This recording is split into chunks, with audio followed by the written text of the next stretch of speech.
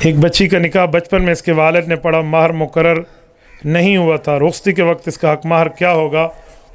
جو بچی حق مہر بتائے گی وہی ہوگا، وہ نہ بتائے تو جو مہر مثل ہوگا وہی ہوگا جو اس کے خاندان میں رائج ہے، تو اس پہ تو کوئی مسئلہ نہیں ہے۔ حق مہر یہ بھی یاد رکھیں، پھر آپ کہیں گے بات لمبی ہو گئی ہے، حق مہر دینا چاہیے، لوگ معاف کرانے کی نیت سے لکھواتے ہیں، ایسے نہیں ہوتا۔ قرآن کریم میں لکھا ہوا ہے من بعد وصیۃ یوصی بہا او دین، کہ بندہ فوت ہو گیا نا تو پہلے ترکے سے حق مہر نکال کے بیوی کو دیا جائے گا، پھر جائیداد تقسیم کی جائے گی۔ تو اس لیے حق مہر وہ لکھیں جو بیوی کی ڈیمانڈ ہے، کیونکہ ڈیمانڈ حق مہر اسی کی ہوگی۔ کم از کم حق مہر جو ہے وہ 10 درہم ہے، اس سے بڑھ کے بھی آپ دیکھ سکتے ہیں۔ وَآتَيْتُمْ إِحْدَاهُنَّ قِنطَارًا، چوتھے پارے کے آخری صفحے پہ ہے، تم خزانے کا ایک ڈھیر بھی دے سکتے ہو، تو اس لیے دینا چاہیے۔ اپنی زال کو لیون واسطے بندہ ہاتھ سنگوڑ نہ کھڑو ہوئے۔ یاد رکھیں بیوی کو خود اپنے پاؤں پہ کھڑا کرو، اسے خرچہ دیا کرو، یہ نہ ہو بیوی تمہاری ہو اپنی ماں سے پیسے مانگتی پھرے، اپنے باپ سے اپنے بھائیوں سے پیسے مانگتی پھرے، پڑوسن سے ادھار مانگتے پھرے۔ شرم کرنی چاہیے اس مرد کو جس کی جیب اور بٹوے میں پیسے موجود ہیں اور اپنی بیوی پہ خرچ کرنے پہ یہ کنجوس تیار نہیں ہے۔ اسے چاہیے یہ خرچہ دے، اپنی بیوی کو خود اسٹیبل کرو، وہ آپ کی گھر والی ہے، آپ کی اولاد کی بڑھوتری کر رہی ہے، تو 2-4 روپے کوئی زیادہ لگے گا تو کوئی موت نہیں پہ گئی۔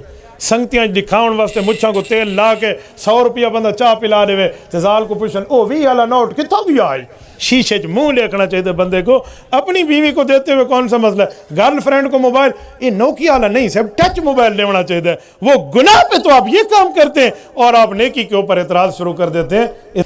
غزوہ ہند کے بارے میں تھوڑی سی تفصیل۔ جی ہاں، حدیث پاک میں ہے، اللہ کے رسول نے فرمایا اصابتان من امتی احرزہم اللہ من النار، اصابت تغزو الہند و اصابت تکون مع عیسی ابن مریم علیہ السلام۔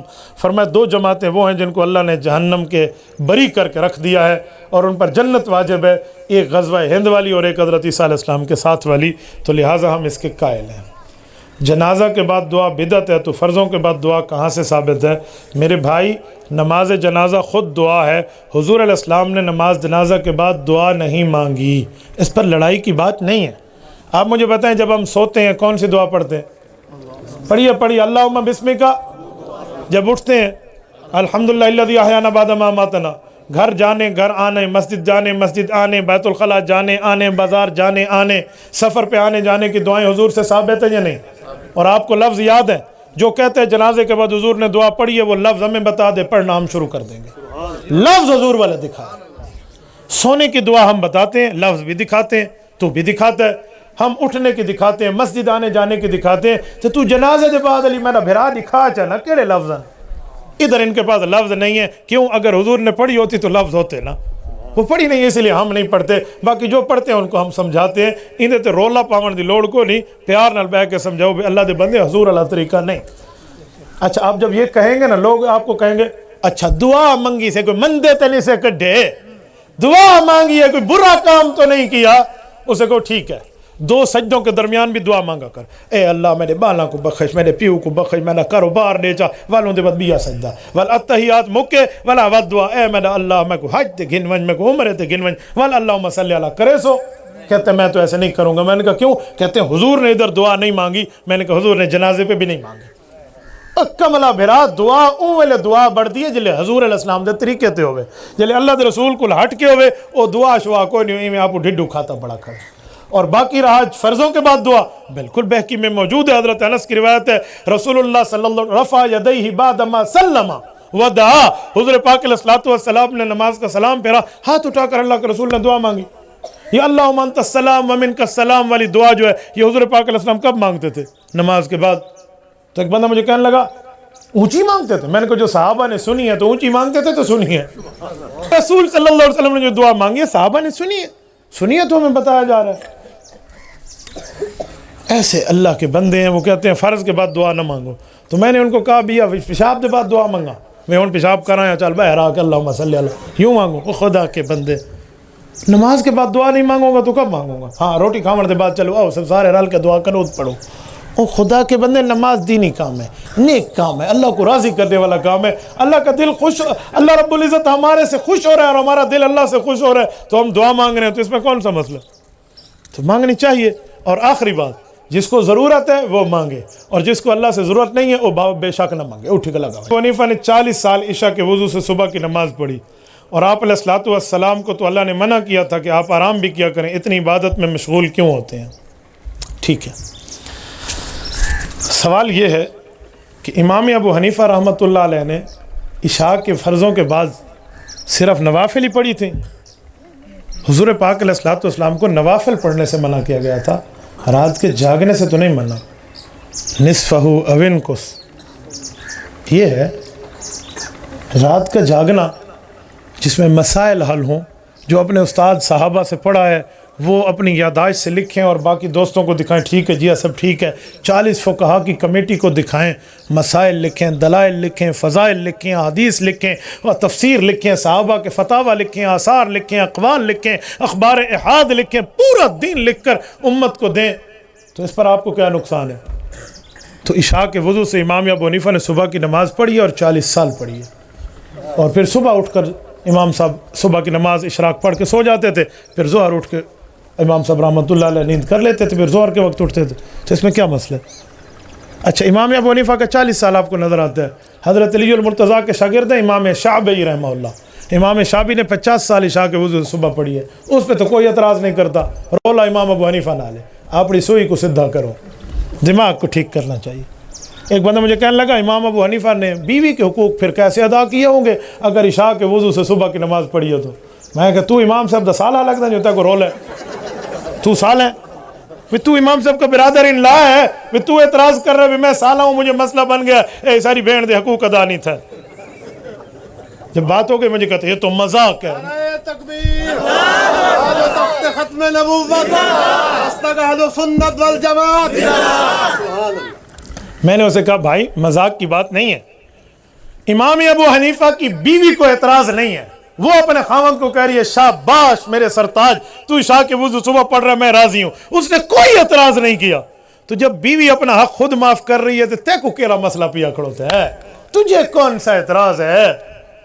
ہمارے حضرت حاجی عبدالوہاب اللہ ان کی قبر پہ کروڑوں اربوں رحمتیں نازل فرمائے، حاجی صاحب کو گھر والی نے حقوق معاف نہیں کیے ہوئے تھے، حضرت جی مولانا جمشید علی خان رحمۃ اللہ علیہ کو گھر والے نے حقوق معاف نہیں، میں پرسوں آیا ہوں حضرت جی مولانا جمشید علی رحمۃ اللہ کے گھر کے سامنے سے ٹنڈو اللہ یار، میں وہیں سے پرسوں میں وہیں تھا میرپور خاص میں جلسے پر، تو یہ ہمارے اکابر ان سب کو بیویاں ان کے ساتھ ہے، کہتے نہیں ہیں ہر کامیاب مرد کے پیچھے ایک عورت یعنی بیوی کا ہاتھ ہوتا ہے، رائٹ باؤں چاہے نہ ہوئے گواہ ڈھیر دا ہوئے، تو ہر کامیاب مرد کے پیچھے ایک عورت کا ہاتھ یعنی بیوی کا ہاتھ ہوتا ہے، تو امام ابو حنیفہ کامیاب مرد ہے، اس کی بیوی نے اس کا ساتھ دیا ہے، حاجی عبدالوہاب کامیاب مرد ہے، بیوی ساتھ دے رہی ہے، ہمارے اکابر اس طرح ساتھ ہے۔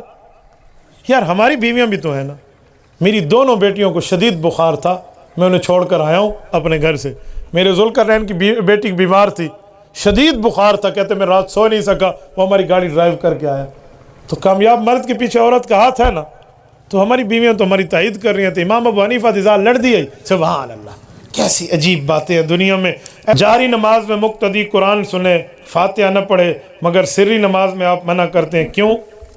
میرے بھائی قرآن کریم سورت نمبر 7 سورت اعراف آیت نمبر 204، وَإِذَا قُرِئَ الْقُرْآنُ فَاسْتَمِعُوا لَهُ وَأَنصِتُوا لَعَلَّكُمْ تُرْحَمُونَ۔ اس آیت میں اللہ نے 2 حکم فرمائے ہیں اور 2 باتوں پر عمل فرمایا ہے، فرمایا وَإِذَا قُرِئَ الْقُرْآنُ، جب قرآن پڑھا جائے تو 2 کام کرنا، فَاسْتَمِعُوا لَهُ، اس کو سننا، وَأَنصِتُوا، اور زبان سے چپ رہنا، لَعَلَّكُمْ تُرْحَمُونَ، تاکہ تمہارے اوپر اللہ کی رحمتیں برسیں۔ کام ایک ہے، حکم 2 ہے، کام ہے قرآن پڑھا جائے، حکم 2 ہے، سنو اور چپ رہو۔ سنیں گے تب اذا جہر الامام، جب امام اونچا پڑھ رہا ہوگا پھر مقتدی سنے گا، اور امام جب اونچا پڑھ رہا ہو تو مقتدی پہلے حکم پہ عمل کر کے سنے گا، اور جب امام اسرا آہستہ پڑھ رہا ہو تو دوسرے حکم پہ عمل کریں گے کہ چپ پھر بھی رہیں گے۔ تو یہ 2 حکم میرے اللہ نے دیے ہیں، حنفیاں ڈھڈو نہیں کڈھا۔ یہی تمہیں سمجھا رہا ہوں پہلے دن سے کہ خدا کے بندے مولوی مسئلہ بتاتا ہے، بناتا نہیں ہے۔ لوگ سمجھتے ہیں آپ نے ایسا کیوں کیا؟ مولوی چھوٹی کھوتی کو ہاتھ لائے پہ غلط مسئلے سے اصل ہمیں قبر نہیں آنی، ہم نے اللہ کو جواب نہیں دینا۔ یہ 2 فرشتے جو ادھر بیٹھے ہیں، میں جھوٹ بولوں گا آج آپ کے سامنے تو اٹھ کے چلا جاؤں گا، قبر میں مجھے جواب نہیں دینا جو میں دوسروں کو گمراہ کر رہا ہوں۔ اتنی بھی دنیا کی ہم نے مہنگی نہیں سمجھ لی کہ ہم آخرت کے بدلے میں اس کو بیچ دیں۔ اولئک الذین اشتروا الضلالۃ بالہدی فما ربحت تجارتہم وما کانوا مہتدین. رب فرماتے ہیں ان کی تجارت انہیں کوئی فائدہ نہیں دے گی جو دنیا کے بدلے میں آخرت کو بیچ دے. ہمیں نہیں چاہیے یہ، ہمیں کل بھی آخرت چاہیے، ہمیں آج بھی آخرت چاہیے. میرے والد محترم رحمۃ اللہ علیہ، میں چھوٹا بیٹا ہوں ابو کا، سب سے چھوٹا اور آخری بیٹے سے کتنا پیار ہوتا ہے. کبھی یہ نہیں کہا کہ یہ میرا بیٹا ہے. کوئی پوچھتا نا تو میرے ابو میرے بارے میں کہ یہ آپ کا بیٹا ہے تو فرماتے اللہ کا دیا ہوا مال ہے، اللہ رسول کا وفادار بنے. میں دعا کرتا ہوں اللہ اسے زندہ رکھے، حضور پاک اور اللہ سے غداری کرے، مجھے اس کی کوئی ضرورت نہیں ہے. یہ لفظ ہوتے ہیں میرے بابا جان کے. جھوٹ بولے تو یار ہم کیا منہ دکھائیں گے اللہ کو، کیا جواب دیں گے؟ لوگ سمجھتے ہیں پتہ نہیں غلط اوے بھائی کسی کی پارٹی کو نیچے اور اونچے کرنے کی بات نہیں ہے، اللہ کو جواب دینے کی بات ہے، شریعت کی بات ہے، اور کسی کے کوئی خاندان کا مسئلہ نہیں ہے. 2 حکم اللہ نے دیے ہیں، ایک پہ چپ رہنا کہا، ایک پہ سننا کہا. جب امام اونچا پڑھ رہا ہوتا ہے تو سنتے رہو، پھر بھی نہ بولو، اور جب امام آہستہ پڑھ رہا ہوتا ہے تو پھر آپ اس پر خاموش رہو. تو دونوں حکم قرآن کے. اور پھر کیا فرمایا؟ لعلکم ترحمون، تمہارے اوپر تب اللہ رحمت اتاریں گے. اور اگر آپ یہ حکم نہیں مانو گے، آپ پیچھے پڑو گے تو پھر رحمتیں نہیں آئیں گی، پھر زلزلے آئیں گے، پھر رحمتیں نہیں آئیں گی، پھر قتل و غارت ہوگی، پھر رحمتیں نہیں آئیں گی، پھر فساد اور بدامنی ہوگی. اس کی وجہ یہ ہے کہ ہم اللہ کے حکم کو توڑ رہے ہیں. تو شریعت کو شریعت کے مزاج میں سمجھا کریں. صاحب فقہ کی ضرورت کیوں ہے؟ اس لیے کہ قرآن کریم نے خود کہا ہے لِيَتَفَقَّهُوا فِي الدِّينِ، دین میں فقہ کو حاصل کرو. یہ قرآن کریم نے کہا ہے، یہ اللہ دا قرآن ہے، سورۃ توبہ ہے 11واں پارہ کو میری بات نہیں ہے. تو اللہ نے فقہ کی بات کی. اور صحیح بخاری میں حضور پاک علیہ السلام کی صحیح حدیث ہے مَن يُرِدِ اللَّهُ بِهِ خَيْرًا يُفَقِّهُ فِي الدِّينِ، اللہ اس کے ساتھ بھلائی کا ارادہ کر رہا ہے جس نے دین میں فقہ حاصل کر لی. تو صحیح حدیث ہے، اللہ کے قرآن کی آیت ہے، تب فقہ ہم نے لکھی ہے. جو صحابہ کرام کے شاگرد امام ابو حنیفہ نے لکھی ہے تو ان نے امام ابو حنیفہ نے صحابہ سے پڑھا تھا. حضرت انس بن مالک امام ابو حنیفہ کے استاذ ہیں، موفق المکی اٹھائیں جلد اول میں موجود ہے. عبداللہ ابن انیس رضی اللہ عنہ امام ابو حنیفہ کے استاذ ہیں. حضرت جابر ابن عبداللہ رضی اللہ عنہ امام ابو حنیفہ کے استاذ ہیں. حضرت معقل ابن یسار رضی اللہ عنہ امام ابو حنیفہ کے استاذ ہیں. حضرت عبداللہ بن ابی حبیبہ رضی اللہ عنہ امام صاحب نے ان سے پڑھا ہے. حضرت عبداللہ ابن حارث ابن جز الزبیدی رضی اللہ عنہ ان سے امام صاحب رحمہ اللہ نے پڑھا ہے. حضرت واصلۃ ابن الاسقا رضی اللہ عنہ صحابی سے امام ابو حنیفہ نے پڑھا ہے. سیدہ عائشہ بنت اجرت رضی اللہ عنہ سے امام ابو حنیفہ نے حدیث سنی ہے. تو امام ابو حنیفہ نے تو ان صحابہ سے پڑھا ہے، یہ ان کی حدیثیں موجود ہیں. کس کس صحابی سے کیا حدیثیں پڑھی ہیں؟ آپ عنوان یہ رکھ لو کہ امام ابو حنیفہ نے صحابہ سے حدیثیں کون سی پڑھی ہیں. میں 1 درجن حدیثیں آپ کے سامنے یہاں پڑھ دوں گا. آپ عنوان رکھیں تو میں آپ نے مجھے پہلے ٹائم کہا ہے کہ آپ اصلاحی باتیں کریں. آپ مجھے کہتے نا کہ میں مسائل نماز پہ بات کروں، سارے سوال آ یہی رہے ہیں تو تم کہتے ہوئے اصلاحی گالیاں. اور اللہ کے بندے جب درد سر میں ہو تو پھر پیٹ کے درد کی دوائی نہیں دیتے. تو پھر اس دور کے ابدال مولانا فضل الرحمان ہیں. اتنے بڑے اکابر کو چھوڑ کے ایک سیاسی مولوی کا نام آپ نے کیوں کہا؟ میں آج بھی کہتا ہوں ولیوں کے امام مولانا فضل الرحمان ہے. میں تو آج بھی قائم اور دائم ہوں. میں تو آج بھی اس شخص کو علماء کا امام مانتا ہوں. میں ڈڈوں دے نال کھڑوتا ہوں، کوئی اتو نہ کھڑا. یہ کوئی بات ہے یار؟ وہ بندہ وہ کام کر رہا ہے جو صحیح مسلم میں حضور کا فرمان موجود ہے، وہ کوئی کر رہا ہے. اور وہ میں سناتا ہوں وہ کیا فرمان ہے. حضرت ابو ہریرہ فرماتے ہیں، صحیح مسلم کی صحیح حدیث ہے، اللہ کے رسول نے فرمایا کانت بنو اسرائیل تسوسهم الانبیاء کلما ہلک نبی خلفہ آخر. فرمایا لوگو انبیاء نبی بھی ہوتے، سیاستدان بھی ہوتے. میں آخری نبی اور آخری سیاستدان بن کے آیا ہوں نبیوں کے حساب سے. اب میرے بعد میرے خلفاء، میرے نائب اور میرے ورثاء اس کو لے کر چلیں گے. تو علماء انبیاء کے وارث ہیں، علم میں بھی اور سیاست میں بھی.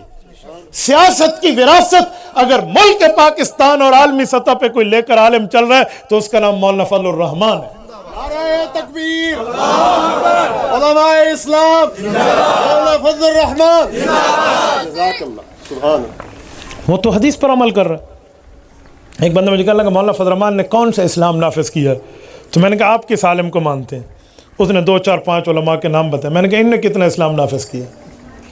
انہوں نے ہاتھ جو اختیار کیڑا ہے. میں کہ مولوی صاحب وزیر اعظم کا لڑائی، اس کے ہاتھ میں کون سا اختیار تھا؟ 4 MNA دے کر بھیجتے ہو کہ جاؤ کام کرو. اوے جنگل کاٹنے کے لیے چاقو نہیں دیا جاتا، جنگل کاٹنے کے لیے بڑے بڑے آلات کی ضرورت پڑتی ہے.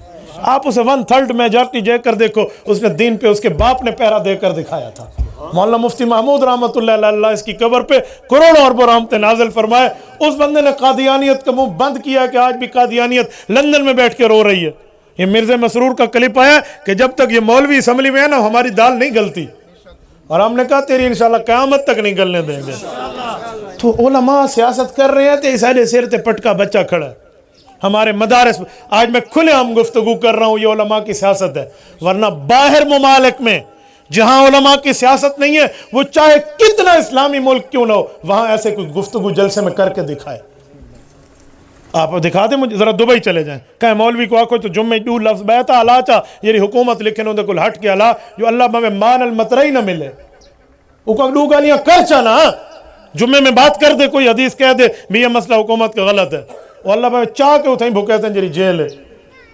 تو بھائی پاکستان میں علماء کی سیاست کی وجہ سے آج دین میں حقیقی مسئلے آپ سن رہے ہیں تے علاوہ والی مولوی سبین تے مولوی سبین۔ خدا کے بندے کچھ سورا سمجھا کریں، دیندار بندہ ہے اور دین کی قیادت کر رہا ہے، 6 لاکھ علماء اس کی قیادت میں جمع ہے، ان کو تو غلطی نظر نہیں آتی، اور جو علماء اس کے ساتھ ہیں وہ تائید کر رہے ہیں اور غلطی ان کو نظر آتی ہے جرا الچٹو من الڈگر ہے، جسے اپنا کچھ نہیں پتا، چبل بٹا چبل ہے، وہ علماء پر بات کرنے پر تیار ہے۔ بعض لوگ کہتے ہیں کہ مولانا فضل الرحمان کو غلط نام سے پکارتے ہیں اور اس طرح کے غلط کہنے سے ظاہری بات ہے، علماء کو جب غلط لفظ کہو گے تو ایسی بات ہے، بری بات ہے، ایسی بات کوئی نہیں ہے۔ علماء کو غلط لفظ کہنے سے بندے کا عاقبت بھی غلط ہو سکتی ہے۔ پھر مولوی کو آپ ذات کی وجہ سے غلط کہو تو اور بات ہے، لیکن اگر آپ اس کے علم کی وجہ سے غلط کہہ رہے ہیں تو آپ کی نفرت علم دین سے ہے نا۔ پھر درخت پھل نہ بھی دینا تو سایہ پھر بھی دیتا ہے، عالم بے عمل بھی ہو تو پھر بھی فائدہ مند ہے۔ کسی غیر مقلد نے کہا ہے کہ سر پہ قرآن رکھ کے حضور پاک نے ایک نماز بھی بغیر رفع دین کے نہیں پڑھی، سر تے قرآن رکھ کے مولوی کوڑ مارا، بس ہم بھی تو کیسے پوچھ دے۔ میں تو بہت حیران ہوں یار، اتنی بڑی بات، اللہ اکبر، اتنی بڑی بات۔ صحیح بخاری میں حدیث موجود ہے، صفحہ 103 کی صحیح حدیث ہے، حضرت ابو حمید ساعدی رضی اللہ عنہ نے حضور علیہ السلام کی نماز بیان کی ہے، صرف تکبیر تحریمہ کا رفع الیدین بیان کیا، سلام تک نہیں بیان کیا۔ نہ ہو صحیح بخاری کی روایت، جو چور کی سزا وہ ہماری سزا ہے۔ یہ کوئی بات ہے؟ جب میری گفتگو ان سے ہوتی ہے نا، میں انہیں کہتا ہوں آؤ بخاری پر بات کریں، اس وقت بخاری پڑھتے ہوئے انہیں بخار ہو جاتا ہے۔ عوام کے سامنے بخاری بخاری، بابا ہم نے بخاری پڑھی ہے، 100 میں سے 100 نمبر لیے آئیں مجھ سے بات کر لیں۔ صحیح بخاری کی حدیث ابو حمید ساعدی کی ہے، صرف پہلا رفع الیدین بیان کیا پھر نہیں کیا۔ اور جو رفع الیدین حضور علیہ السلام کرتے تھے شروع زمانے میں کرتے تھے، ہم مانتے کرتے تھے۔ شروع میں تو حضور پاک علیہ السلام بیت المقدس سے منہ کر کے نماز بھی پڑھتے تھے، تو جیسے وہ مسائل چلے گئے یہ بھی چلے گئے، تو اس میں کون سا مسئلہ ہے؟ کچھ لوگ ایک محفل کی 3 طلاق کو ایک کہتے ہیں، اس کے بارے میں بتائیں۔ ایک محفل میں 3 طلاق دیں تو ایک ہوتی ہے، تو ایک محفل میں اس کے چہرے پر 3 تھپڑ مارے اور کہے میں نے ایک مارا ہے۔ ایک بندہ سموسے بیچتا تھا اور ایک بندہ اس کے پاس گیا، 3 سموسے ایک پلیٹ میں رکھ کے کھائے اور اسے 10 روپے دیے۔ اس نے کہا بھائی 30 روپے ہیں، 10 کا ایک سموسہ ہے۔ اس نے کہا ایک پلیٹ میں کھائے ہیں، 3 سموسے ایک ہو گئے ہیں۔ سموسے پہ سمجھ آتا ہے اور طلاق۔ ایک بندہ کہنے لگا جی نہیں، حضرت مولانا امین کاڑوی رحمہ اللہ بیٹھے تھے اور ایک بندہ ان سے بحث کر رہا تھا کہ 3 طلاق دو تو ایک ہوتی ہے۔ تو حضرت نے جب اس کو دلائل سے پھنسایا نا کہ ایسا نہیں ہے، تو اس نے پولیس بلوا لی، تو تھانے دار آ گیا۔ تھانے دار نے کہا میں مناظرہ نہیں کرنے دوں گا۔ حضرت نے فرمایا اگر ہم کریں تو اس نے کہا میں جوتے ماروں گا۔ انہوں نے کہا جی ٹھیک ہو گیا، اسے بھی مارو جوتے، یعنی وہ جو بندہ بیٹھا تھا، مجھے بھی مارو، لیکن مجھے 3 مارو تو 3 جوتے گننا، اسے 3 مارنا تو 1 جوتا گننا۔ انہوں نے کہا کیوں؟ آگے سارا رولا ہی ہو جو 3 تھی دل یاد ہے، 1 تھی دل۔ تو لوگ کھاد دیتے ہیں پروفٹ کے لیے اور پھر ادھار ریٹ پر، یہ بھی سود کی ایک نئی قسم ہے، اس سے بچیں۔ اس کی تفصیل آپ نے نہیں لکھی، میں آپ کو سمجھا دیتا ہوں۔ ڈیو کا کاروبار آج کل عام ہے۔ موٹر سائیکل ہے میرا بیٹا بھی ہے، میں بھی ہوں، ہم نے فیکٹری اور شو روم رکھا ہوا ہے۔ ایک بندہ آئے گا مجھ سے ادھار پہ لے گا اور میرے بیٹے کو نقد پہ بیچ دے گا اور پیسے لے کر چلا جائے گا اور میری قسطیں چلتی رہیں گی۔ اس سود کو کان نچوینوں پکڑانے لگا ہے۔ تو ایک ہی بندے کے ساتھ 2 فائدے۔ نہا رسول اللہ صلی اللہ علیہ وسلم بیعتین فی بیعہ، حدیث پاک میں اللہ کے رسول نے ایک سودے میں 2 سودے کرنے سے منع فرمایا، تو اس لیے سودی کاروبار سے بچ جائیں۔ مفتی صاحب ڈاکٹر اسرار صاحب کے بارے میں فرمائے. حضرت ڈاکٹر اسرار صاحب کی اللہ پاک مغفرت فرمائے, بہت بزرگ آدمی تھے, لیکن ہمارے علماء دیوبند میں خصوصاً حضرت مولانا یوسف لدھیانوی رحمۃ اللہ علیہ نے ان پر اشکالات کیے ہیں اور ان کی کچھ تحقیقوں کو نہیں مانا, اس لیے احتیاط سے چلا کریں. میں کوئی فتویٰ نہیں لگا رہا اس سفید ریش بزرگ پر, انہوں نے قرآن کریم کی خدمت کی ہے, لیکن ان کی بعض تعبیرات سے علماء دیوبند مطمئن نہیں تھے, اسی وجہ سے احتیاط رکھیں.